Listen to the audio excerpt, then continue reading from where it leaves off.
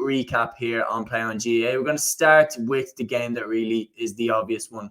Derry won 11, Dublin 13 points in Owenbeg. And I have to say, as a Dublin fan, I'm not that surprised that we've lost that game. Like, I'm not that I didn't think that we could win it. I thought that we absolutely could win it. But I just thought, looking at it, it's not even like I thought we played that badly. I don't think we played that badly. I just think Derry are that good now. Derry are that good now. They are one of the best teams in the country. And going up to Owenbeg and playing them in Owenbeg, that's a really difficult place to go.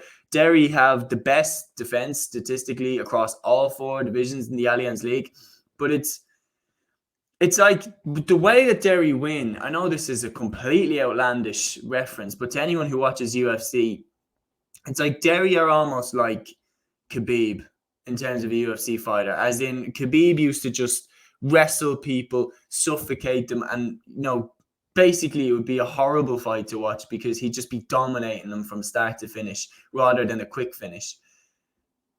That's the same with Derry. You look at what they did to Meath, you look at what they did to Kildare, whereas like straight out of the blocks, it was just a complete mismatch. Derry were dominating them, making them play their game.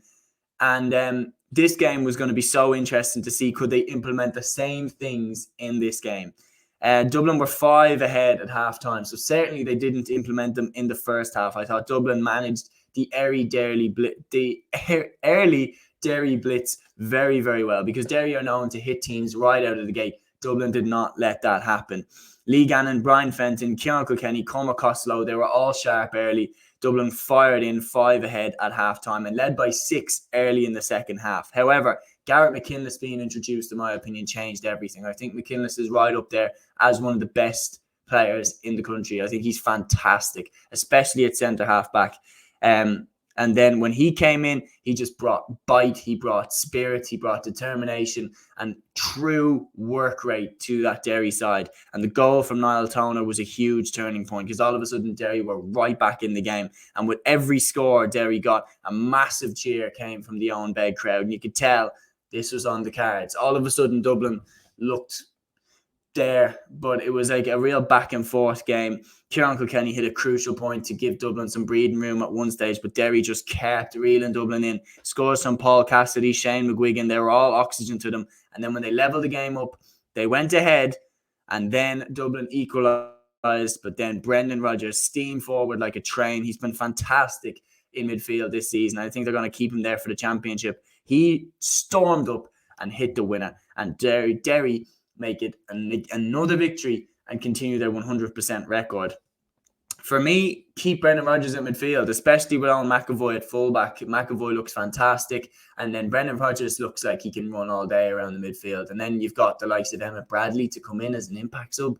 Like Derry are really, really, really strong in the midfield. And can you imagine if the likes of Callum Brown and Anton Tohol came back from the AFL? Should it have 5 world-class midfielders there to choose from? So things are looking pretty good in Derry. For Dublin, it is what it is. Like, we went away. I thought we played pretty well. I thought we put in a good performance, particularly in the first half. But you can't argue that we threw that game away. We did let Derry pull us back. I thought we had the match experience to manage that game out better, not let Derry build up steam and momentum, but we did. I thought we tried to hang on to the ball pretty well, but Derry just had more in them coming towards the end and they pushed over the line. I think these two teams will lock horns again in the league final, and if that happens in Croke Park, which I'm pretty sure it will be very interesting to see if Derry can implement the same style in Croke Park and if they can, go toe to toe with Dublin in Croke Park, because that's what happened to them last year. They were fantastic in Ulster. They blitzed through, they won the Ulster title. But then the second it got to Croke Park and they played Galway, they got blown away. So definitely, I'd be very interested to see have they, added that to their game where they can play on a massive open pitch like Croke Park against a top team like Dublin if they get to the Division 2 final, which I think we can all agree they definitely will. Another game that happened in Division 2 was Cork 3-10, Clare a goal and 8. After this defeat, now this has serious ramifications for Clare. They now have to beat Derry and Limerick to stay up, which looks pretty tough. Cork now have the best attack in all 4 of the Allianz Football League divisions with 13 goals and 71 points. That is 110 overall in 5 games. Big shout out to the GAA Statsman, of course, for those stats. Emmett McMahon hit the opener, but 4 minutes later, Sean Powder struck a goal for Cork. Keelan Sexton responded for Clare, though. He was fouled for a penalty on 14 minutes and he converted it himself. And Clare led by 1-4 to 1-3 at half time. Cork were more ruthless in the second half. Clare hit 8 wides in the half, while Cork hit second half goals from Matty Taylor and another one from Sean Powder to steam home to victory. For Cork, who was impressive, Rory Dean for sure, Chris O'Jones, Matty Taylor, obviously Sean Powder with 2 goals, and Ian Maguire as always. Cork, they're probably my pick to finish third now. I think they've looked pretty good in pretty much every game that they've played. Even the Meath one, look, they still racked up 19 points in that. Their attack was still on fire. Unless they can pull off a huge win against Derry, promotion is probably still a little bit out of the way. With 2 defeats in the division, I don't see you finishing in the top 2.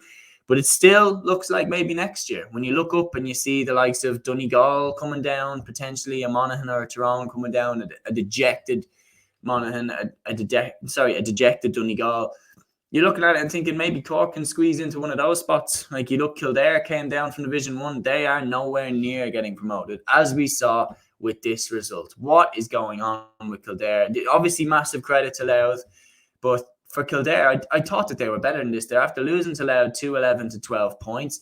Mickey Hart has now masterminded 3 wins on the bounce. He declared them safe, and they are safe. For Kildare, what's going on? They're only 1 point above Limerick now at the foot of the table. And for a side that on the opening day looked pretty damn good against Dublin and Croke Park, they've been awful ever since. Even in the victory against Clare, they were very, very lucky to get it. Clare should have shut that game out, and they didn't.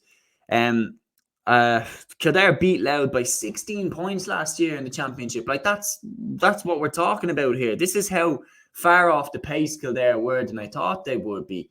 I thought this game was hugely important. Kildare are going to get the victory because they need to. Well, they definitely didn't.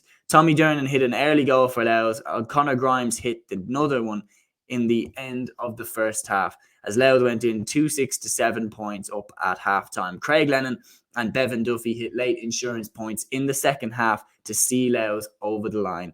I mean, for Kildare, just hugely disappointing. I don't know how you even describe that. It's just not good enough for a team of their level when you consider they have the likes of Daniel Flynn, Jimmy Hyland, Kevin Feely, Kevin Flynn.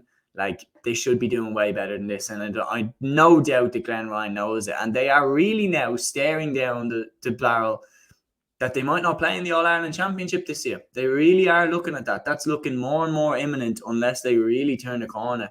The last game then in Division 2 happened between Limerick and Meath, and it finished Limerick 17 points, Meath 11. A back and forth affair that finished in a draw between these two counties. For Meath, they'll be pretty disappointed, I think, that they didn't get the victory when you consider that they've beaten the likes of Cork, they've beaten the likes of Clare, that they couldn't beat Limerick. They'll be a little bit disappointed with that. It's also arguably a big missed opportunity for Limerick.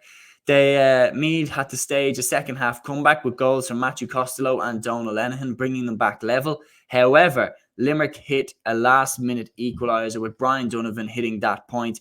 Meath were 2-10 to 14 points ahead. Limerick obviously hit the last 2 points with Donovan hitting the equaliser. I think both sides will come away from this pretty disappointed that they didn't push on and get the victory.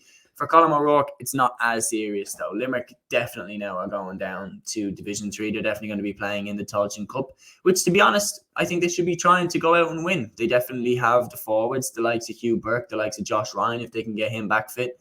So why not go for it? Adrian Enright is another wing forward that I think is a tidy player. And with Ian Corbett at centre-back, they've one of the best in the business. So definitely, why not go for it?